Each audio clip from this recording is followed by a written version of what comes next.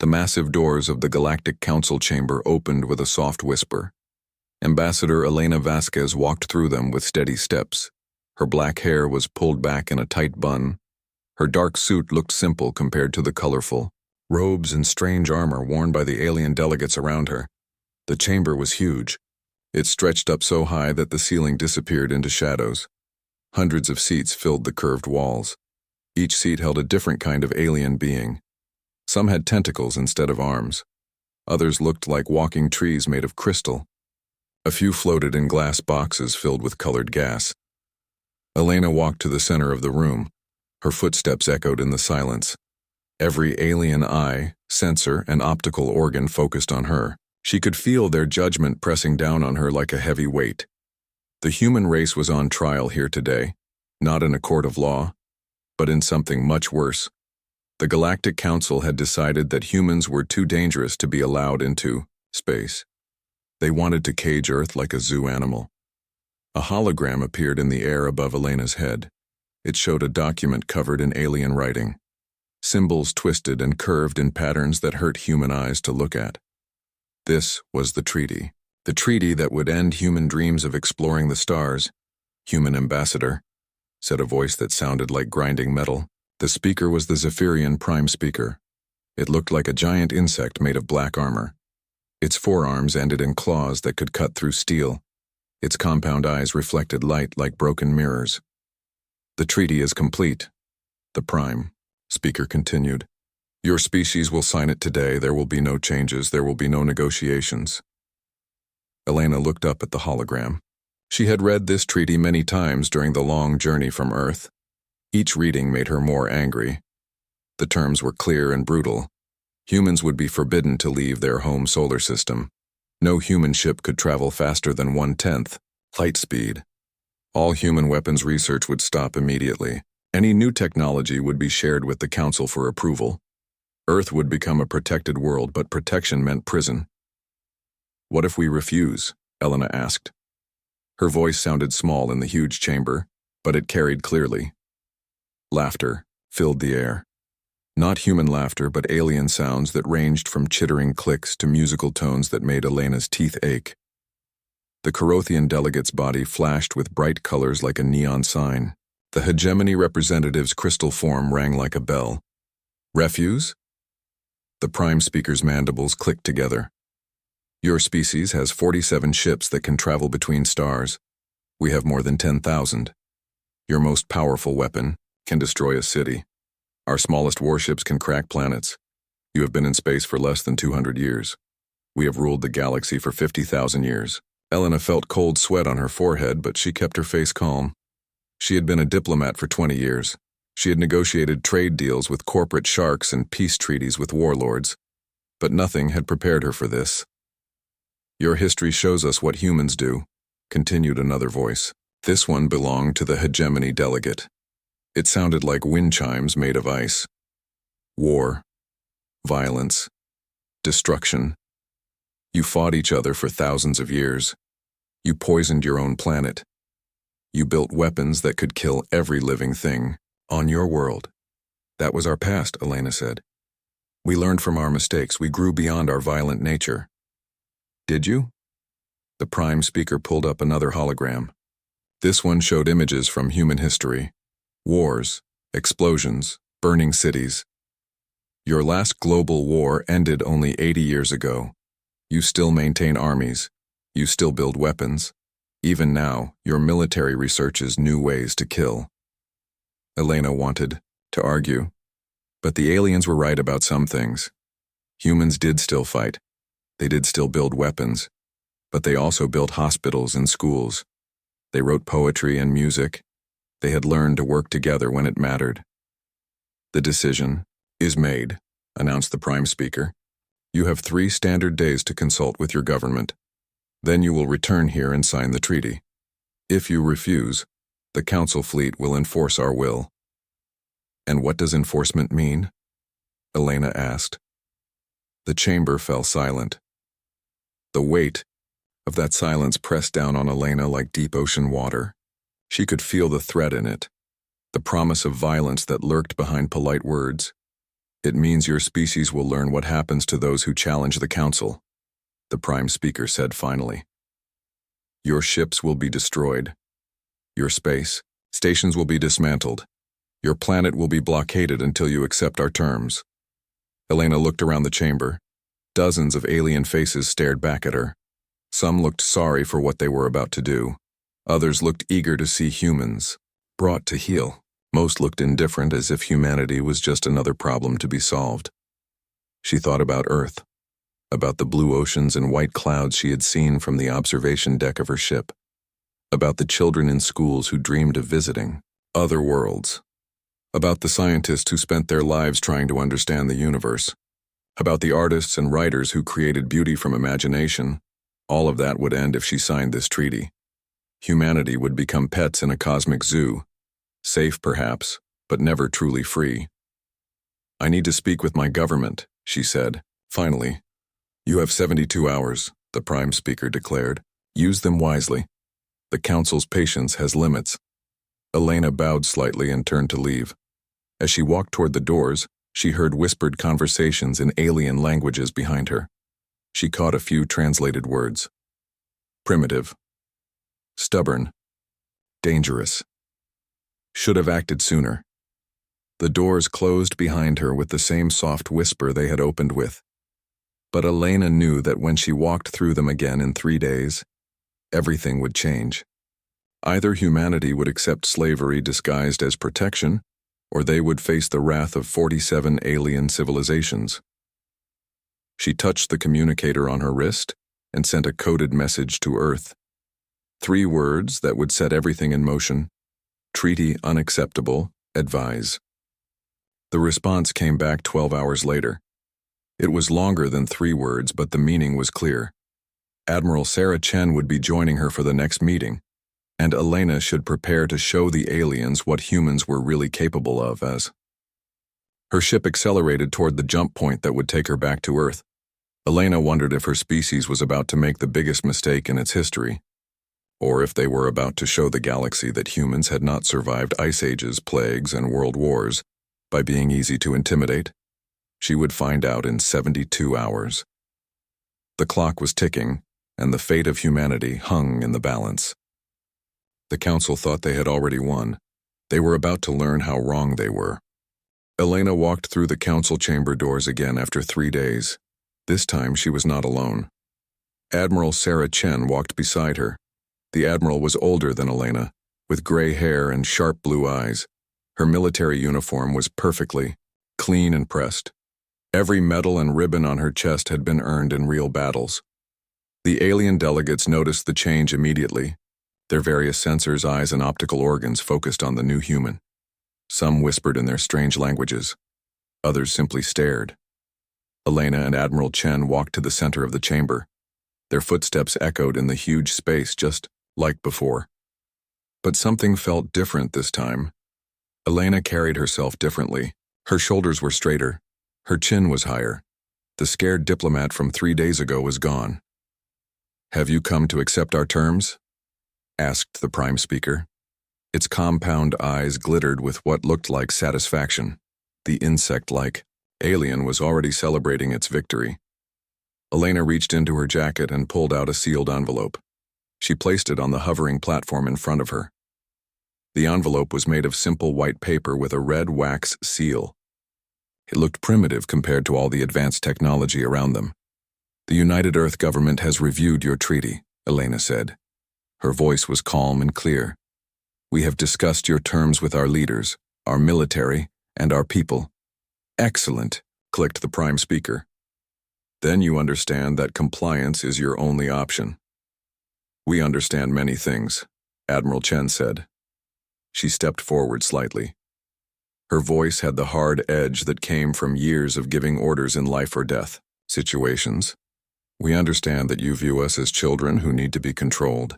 We understand that you think fear will make us obedient. We understand that you believe might makes right. The Corothian delegate's skin flashed with annoyed colors. Your understanding is irrelevant. What matters is your compliance. Elena picked up the sealed envelope. She held it in both hands and looked around the chamber. Every alien in the room watched her. They expected her to break the seal and reveal humanity's surrender document. Instead, she tore the envelope in half. The sound of ripping paper echoed through the chamber like a gunshot. Pieces of white paper and red wax fell to the floor. The aliens stared in shock. Some made sounds of surprise or anger. Others sat in stunned silence. "That was our rejection letter," Elena said calmly. "We decline your treaty. All of it. Every term, every condition, every demand." The chamber exploded into chaos. Aliens shouted in dozens of languages. The translation devices struggled to keep up. Elena caught fragments of translated words. "Impossible. Insane. Destroy them." Through all the noise, Admiral Chen smiled. It was not a nice smile. It was the smile of a predator who had been underestimated by prey. "You have made a fatal error," the prime speaker said when the noise died down. Its voice was cold with anger. "You think this is a negotiation? It is not. This is us telling you what will happen." "No," Elena replied. "This is us telling you what will happen. You have 72 hours to draft a new treaty. One that treats humans as equals, not pets. Equal territory rights, equal technology sharing. Full voting membership in the council." The alien stared at her as if she had grown a second head. The hegemony delegate's crystal form rang with harsh, discordant notes. "You demand equality? You, who have barely left your home system? You, who fight with chemical rockets and metal bullets?" "Fighting with simple tools doesn't make us weak," Admiral Chen said. "It makes us efficient. Humans have a saying, if it's stupid and it works, it's not stupid." "Your efficiency will not save you from antimatter weapons," growled the Zephyrian military commander. "Your ships are toys compared to our fleet. Your defenses are made of paper and hope." Admiral Chen's smile grew wider. "You know what's funny about assumptions? They're usually wrong. See, you've been watching us for 50 years. You've studied our technology, our military, our society. You think you know everything about us." She paused and looked around the chamber. Her blue eyes seemed to measure each alien delegate and find them wanting. "But you only know what we let you see. Did you really think a species that went from horse-drawn carts to spaceflight in 200 years would stop innovating? Did you think we would just sit quietly while you decided our fate?" The prime speaker's mandibles clicked nervously. "You are bluffing. Our intelligence reports show everything about your capabilities. You have nothing that can threaten us." "Your intelligence reports," Elena said, "show you what we wanted them to show. For 50 years, every human diplomat, every trade mission, every cultural exchange has been carefully planned. We've been very good students, watching and learning from our galactic neighbors." Admiral Chen activated a small device on her wrist. A hologram appeared above their heads. It showed technical drawings and specifications for something that made. The aliens leaned forward in their seats. The technology looked human, but it was unlike anything in their databases. "This is Project Prometheus," Admiral Chen announced. "Our little secret. While you were busy feeling superior, our scientists were busy making breakthroughs. Turns out when you combine human desperation with human ingenuity, interesting things happen." The hologram shifted, showing more technical data, energy readings, spatial distortion patterns, and mathematical equations that made several of the alien physicists in the chamber make sounds of confusion. "Impossible," whispered the Carothian delegate. "These readings suggest manipulation of space-time itself. Your technology level cannot support such advances." "Cannot?" Admiral Chen laughed. "Friend, let me tell you something about humans. We've been told cannot our whole history. Cannot fly. Cannot travel faster than sound. Cannot split the atom. Cannot reach the stars. We have a very poor track record of accepting limitations." The chamber fell silent again. But this time, it was not the silence of judgment. It was the silence of doubt. The aliens were beginning to realize they might have made a mistake. "You have 72 hours, Elena repeated. "Draft a new treaty that treats humans as partners, not prisoners. Or discover why our military doctrine has always been, speak softly and carry a big stick."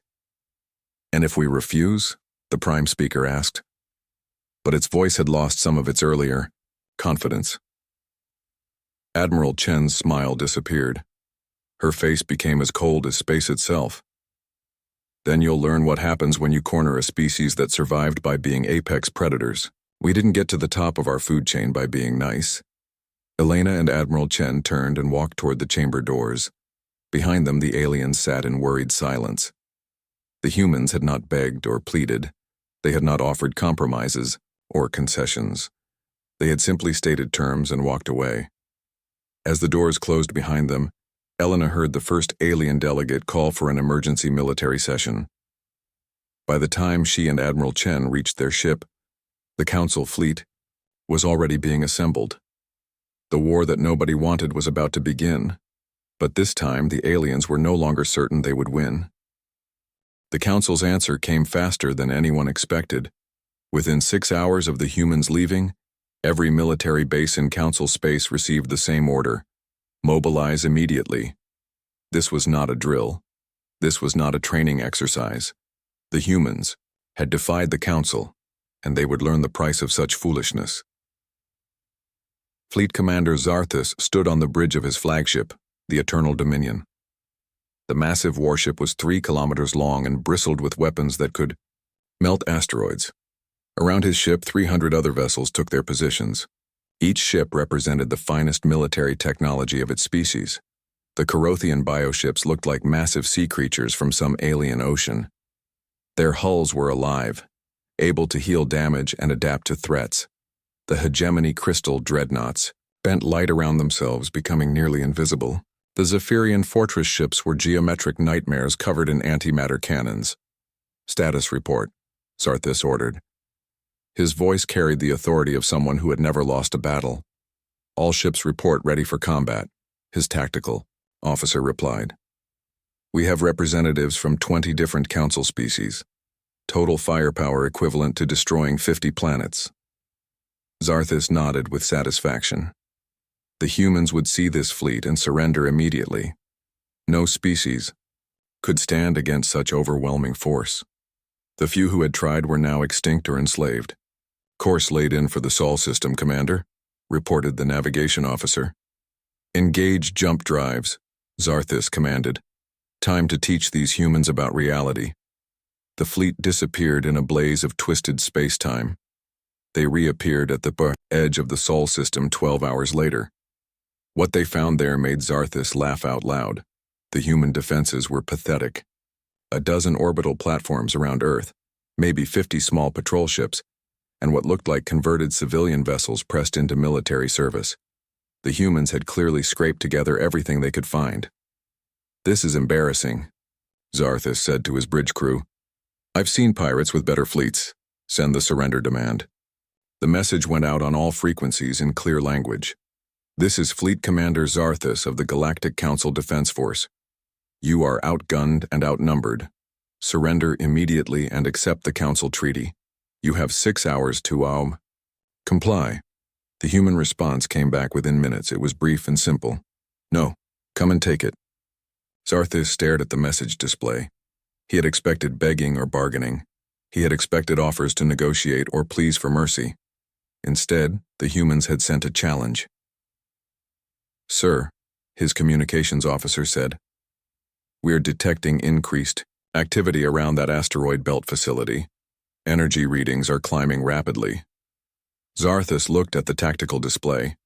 The humans had built something large in the asteroid belt between Mars and Jupiter. His sensors showed it was powered by an oversized fusion reactor. Probably their secret weapon, hastily built and desperately deployed. "Typical human response," he said with contempt. "Build something bigger and hope it works. Target that facility. We'll destroy their toy and then demand surrender." But as the Council fleet moved deeper into the solar system, strange things began to happen. Ships reported navigation errors.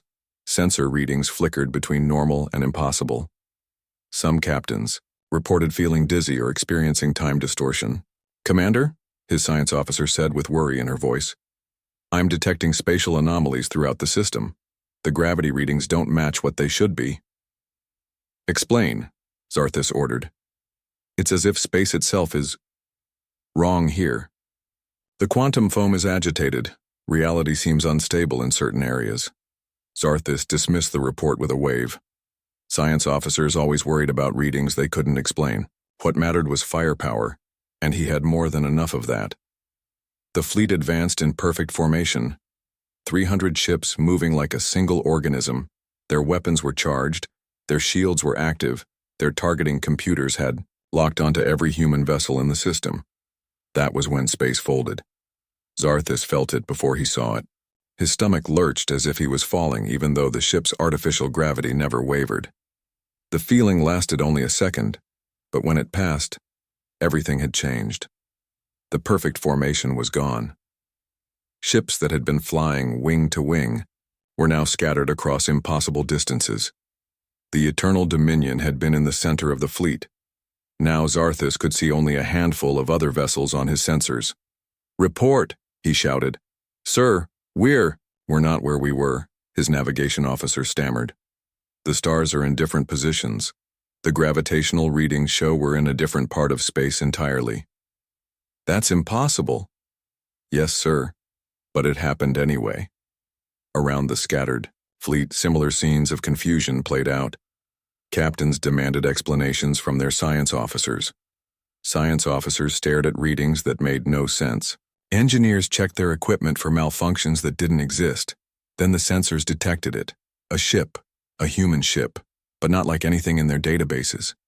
It was massive, larger than the biggest Council dreadnought. But size wasn't what made the alien crew stare in horror. The ship seemed to exist in multiple dimensions at once. Its hull looked like crystallized space-time, shifting and flowing in ways that hurt to watch. Energy patterns danced across its surface like living things. The ship radiated power signatures that suggested it was drawing energy from the vacuum of space itself. It existed, but it also existed somewhere else at the same time. "This is Admiral Sarah Chen of the Earth Defense Force," came a voice over all communication channels. "You are witnessing humanity's first practical application of post-dimensional physics. The vessel you see is the HSS Prometheus." Zarthus stared at his tactical display. The numbers made no sense. The human ship was generating gravitational fields that would require the mass of a small moon. Its energy output suggested it was manipulating fundamental forces that the Council had theoretical knowledge of, but had never successfully controlled. "This is impossible," he transmitted to his scattered fleet.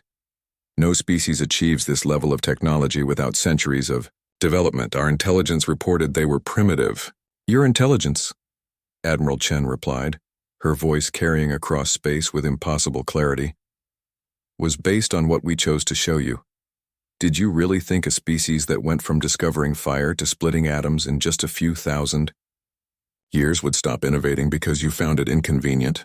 The Prometheus didn't fire weapons. It didn't need to." Space around the Council fleet began to behave strangely. Some ships found their instruments failing as local physics became unreliable. Others experienced time dilation, where seconds stretched into hours or compressed into microseconds. One Carothian bioship tried to flee and discovered it was moving backward through time, approaching the same point it had tried to leave. A hegemony crystal dreadnought fired its main cannon at the human vessel, only to watch the energy beam curve back on itself and strike its own hull. "How?" Zarthus asked, his voice barely a whisper. "You studied our history," Admiral Chen replied. "You saw the wars, the violence, the destruction, but you missed the most important part. Humans don't just fight. We adapt. We learn. We overcome. Every challenge makes us stronger." The Prometheus began to move. Not through space, but through space-time itself. It appeared in multiple locations simultaneously, each image solid and real. The Council fleet found themselves surrounded by a single ship that existed everywhere at once. "This is what happens," Admiral Chen continued, "when a species that survived ice ages and asteroid impacts decides to take physics seriously. This is what happens when apex predators learn to manipulate reality itself." Zarthus looked at his tactical display one more time. Half his fleet was scattered across impossible distances. The other half was experiencing various forms of space-time distortion. And in the center of it all, a human ship that treated the laws of physics like suggestions. For the first time in his military career, Fleet Commander Zarthus considered retreat. The humans weren't bluffing after all. Fleet Commander Zarthus tried to make sense of what his sensors were telling him. The human ship called Prometheus was doing things that violated every law of physics he knew. It existed in multiple places at once. It bent space around itself, like clay. It radiated energy that came from nowhere and went everywhere. "All ships concentrate fire on the human vessel," he ordered. His voice cracked slightly. In 30 years of military service, he had never encountered anything like this. The Council fleet opened fire. Antimatter torpedoes streaked through space. Energy beams that could melt mountains lanced toward the Prometheus.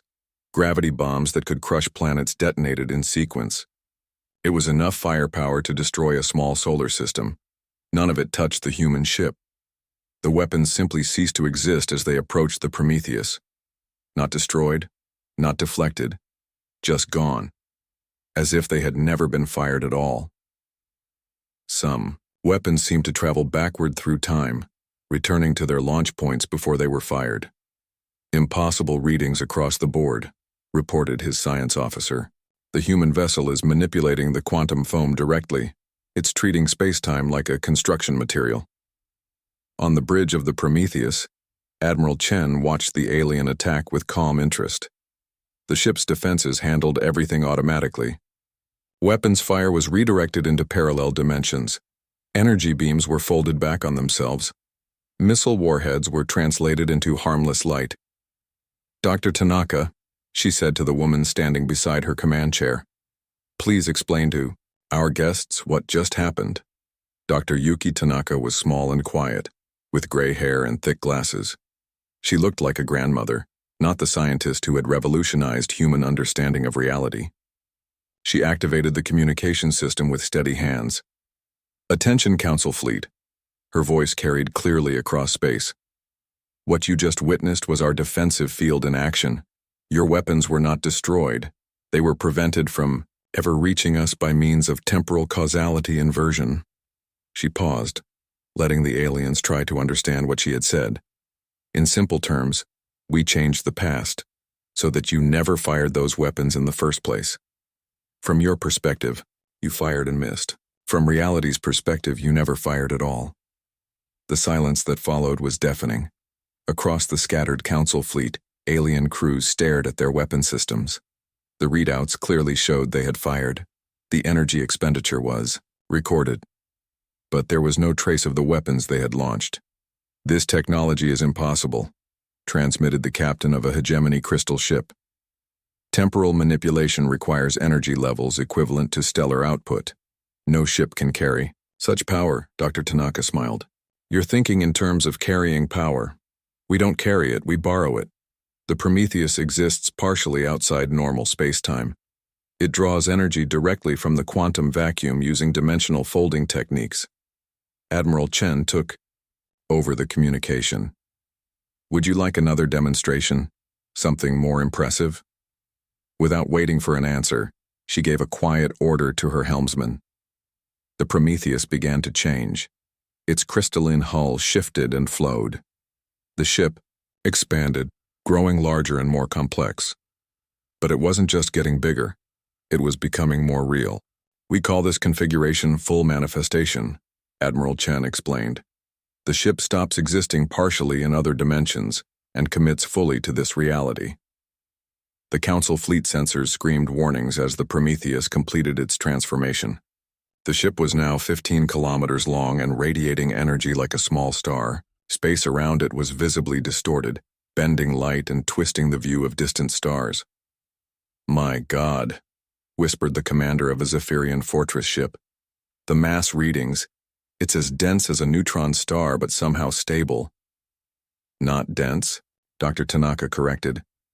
"Folded. We've compressed multiple layers of spacetime into a single location. The ship exists in 12 dimensions simultaneously, but appears three-dimensional to your sensors." Admiral Chen's voice became serious. "Commander, Zarthus, I want you to understand something very clearly. This ship represents humanity's first attempt at post-dimensional engineering. It's crude, experimental, and we're not entirely sure how all of its systems work." She paused for effect. "This is our prototype. our learning exercise, our proof of concept. Now imagine what we'll build once we perfect the technology. The implications hit the Council fleet like a physical blow. If this impossible ship was just a first attempt, what would human military technology look like in 10 years? 20 years? A century? "You're bluffing," Zarthus transmitted, but his voice lacked conviction. "No species develops this level of technology so quickly." "No other species had to," Admiral Chen replied. "Most species join the galactic community gradually. They're welcomed, helped, guided. Their development is slow and stable."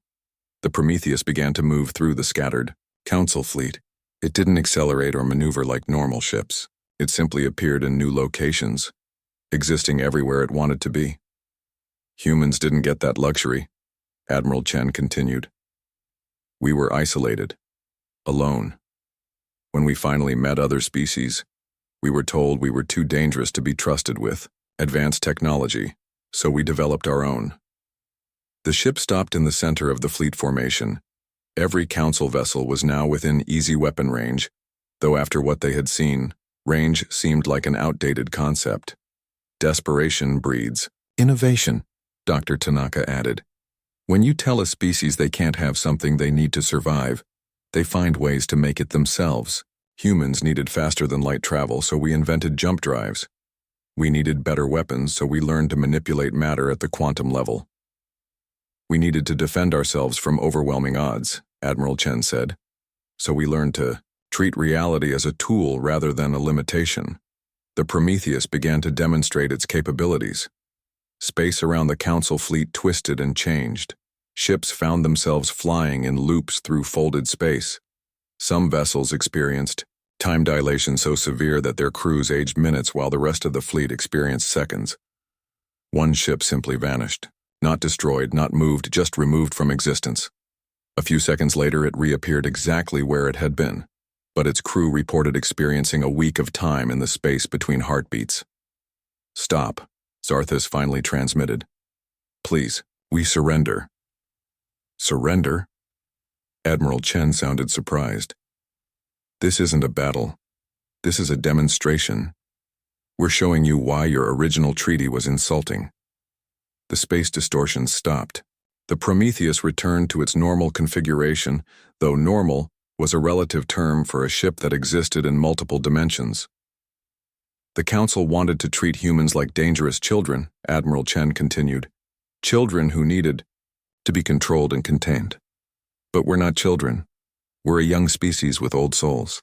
We've been fighting for survival since we first discovered fire." Dr. Tanaka activated another display. This one showed technical specifications for dozens of theoretical weapons and devices.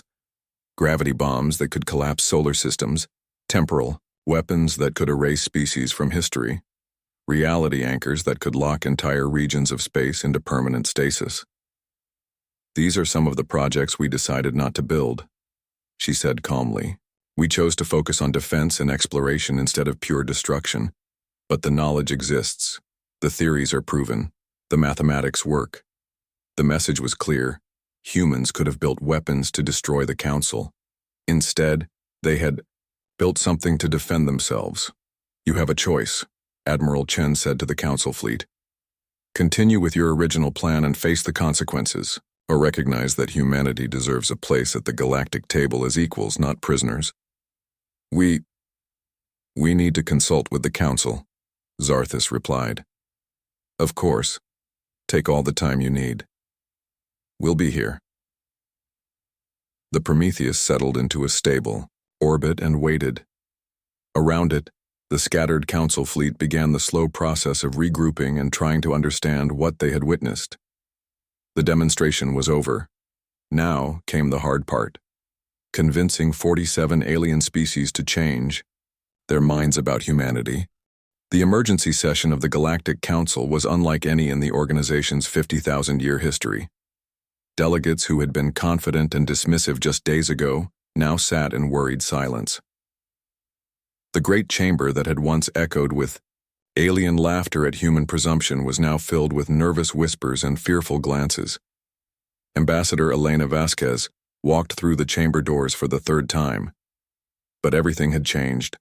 She was no longer alone, and she was no longer the representative of a species begging for scraps from the galactic table. Admiral Sarah Chen walked beside her, her military bearing proud and confident. Dr. Yuki Tanaka accompanied them, carrying a small datapad that contained specifications for technology that had revolutionized galactic military thinking overnight. Behind them came an honor guard of 12 human soldiers. They carried no weapons, but their presence sent a clear message. Humanity was no longer asking for permission. They were claiming their place in the galaxy. The prime speaker of the Zephyrians waited at the central podium. Its compound eyes tracked the human delegation with something that looked like nervous respect. Gone was the arrogant clicking of mandibles. Gone were the dismissive gestures of its clawed hands. Ambassador Vasquez, the prime speaker said, its voice carefully neutral. The council has reviewed your demonstration. We have prepared a revised treaty for your consideration. Elena took the offered data crystal and inserted it into her portable reader. The new treaty was completely different from the original document. Where the first treaty had sought to cage humanity, this one offered genuine partnership, full membership in the Galactic Council, equal voting rights with all other species, territorial expansion rights limited only by the same restrictions that applied to everyone else, technology sharing agreements that benefited all parties, protection under galactic law with the same rights and responsibilities as any council member. This is more acceptable, Elena said diplomatically. However, there are still some areas that need clarification. The Corothian delegate's skin flashed with nervous colors. What clarifications do you require? Dr. Tanaka stepped forward. The technology sharing clauses need to be more specific. We're willing to share our advances in dimensional physics, but only on a reciprocal basis. Full disclosure from all parties. Murmurs ran through the chamber. Several alien species had technologies they preferred to keep secret, but after witnessing the Prometheus in action, none of them were willing to risk being left behind in an arms race with humans. Acceptable, the prime speaker agreed quickly. Admiral Chen addressed the next point. The military cooperation sections need revision. We're happy to contribute to galactic security, but we won't subordinate human forces to Council command. We'll fight alongside you, not under you. More murmurs, these ones worried. The Council military had always operated under unified command, but again, no one wanted to argue with the species that had just demonstrated the ability to manipulate space-time. Also acceptable, the prime speaker said through gritted mandibles. Elena looked around the chamber. There's one more thing. The treaty needs a clause protecting the rights of species to develop their own technology without interference. What happened to humanity should never happen to anyone else. The chamber fell silent. This was about more than human rights. This was about the fundamental philosophy of the Galactic Council. For 50,000 years they had controlled technological development through intimidation and force. Elena was asking them to give up their most powerful tool for maintaining order. The hegemony delegate's crystal form rang with uncertain tones. Such freedoms could lead to dangerous developments, weapons that could threaten galactic stability. Doctor, Tanaka smiled. You mean like the weapons we chose not to build? The reality-breaking devices we decided were too dangerous to create? Sometimes trust creates better security than fear. She activated her data pad and projected another hologram. This one showed a different kind of ship. Not a weapon of war, but a vessel designed for exploration and discovery. Its hull was transparent crystal that revealed gardens and laboratories inside. It looked like a flying city dedicated to science and learning. This is what we'd rather build, Dr. Tanaka continued. Exploration vessels, research stations, ships that discover new worlds instead of destroying them. But we can only build such things if we trust each other. The alien delegates looked at the peaceful ship design with something approaching wonder. It was beautiful in a way that weapons could never be. It spoke of hope and curiosity instead of fear and domination. The choice is yours, Admiral Chen said to the assembly. Continue the old ways of control through intimidation, or try something New, partnership through mutual respect. The debate that followed lasted 8 hours. Delegates argued in dozens of languages about philosophy, security, and the future of galactic civilization. Some species wanted to maintain the old order. Others saw opportunity in change. In the end, it was the Corothian delegate who broke the deadlock. Her skin flashed with colors that Elena's translator interpreted as hope and determination. "My species has been part of the Council for 12,000 years, she said. "We have seen empires rise and fall. We have watched civilizations stagnate under the weight of too much control. Perhaps it is time for something different." One by one, other delegates began to agree, not because they were forced to, but because the human demonstration had shown them possibilities they had never considered. The galaxy was vast and full of wonders. Why spend so much energy controlling each other when they could explore together? The final vote was close, but clear. 32 species voted to accept the new treaty. 15 voted against. The Galactic Council would change whether some members liked it or not. Elena signed the treaty with a simple pen made of metal and plastic. The primitive writing instrument looked out of place among all the advanced technology, but it carried more weight than any alien device could have managed. "Welcome to the Galactic Council," the Prime Speaker said formally, "as full and equal members." The ceremony that followed was brief, but historic. For the first time in 50,000 years, a species had joined the Council as equals instead of subjects. The humans had not conquered anyone or destroyed any fleets. They had simply demonstrated that fear was not the only path to security. As the human delegation prepared to leave, Dr. Tanaka made one final announcement. "The Prometheus will be returning to Earth for further development. We have much to learn about dimensional physics and even more to discover about peaceful applications for our technology." She paused and looked around the chamber one more time. "But before we go, I want to share something with you. The breakthrough that made our ship possible came from studying Corothian bioengineering techniques combined with hegemony crystal, matrix theories, and Zephyrian mathematical frameworks. We didn't invent this technology alone. We built it by learning from all of you." The implication was clear. Cooperation had created wonders that none of them could have achieved alone. Imagine what they might accomplish if they worked together willingly instead of through fear and coercion. Elena, Admiral Chen, and Dr. Tanaka walked out of the council chamber to find themselves facing a crowd of alien reporters and diplomats. News of the treaty had already spread throughout council space. Some wanted interviews, others wanted to examine human technology, and a few wanted to establish trade relationships. "What's next for humanity?" asked a Corothian journalist whose skin flashed with curious yellow patterns. Elena smiled. "We go home and get to work. We have a galaxy to explore, new friends to meet, and technologies to develop. For the first time in human history, we're not alone in the universe." Admiral Chen added, "And we'll be watching to make sure no other species gets bullied the way we were. The galaxy is big enough for everyone." As their ship departed the council station, Elena looked back at the massive structure that housed 47 different civilizations. It was no longer a courthouse, where humanity was on trial. It was their new workplace, where they would help shape the future of galactic civilization. The age of human expansion had truly begun, not through conquest or domination, but through partnership and mutual respect. The Prometheus had shown that humans could be dangerous when cornered, but the new treaty proved they preferred to be helpful when welcomed. The galaxy would never be the same, and for the first time in a very long time, that was a good thing. Deep in space, the Prometheus folded itself back into quantum foam and began the journey home to Earth. Its mission was complete, but its work was just beginning.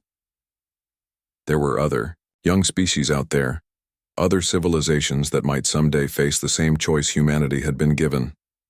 When that day came, they would not face it alone.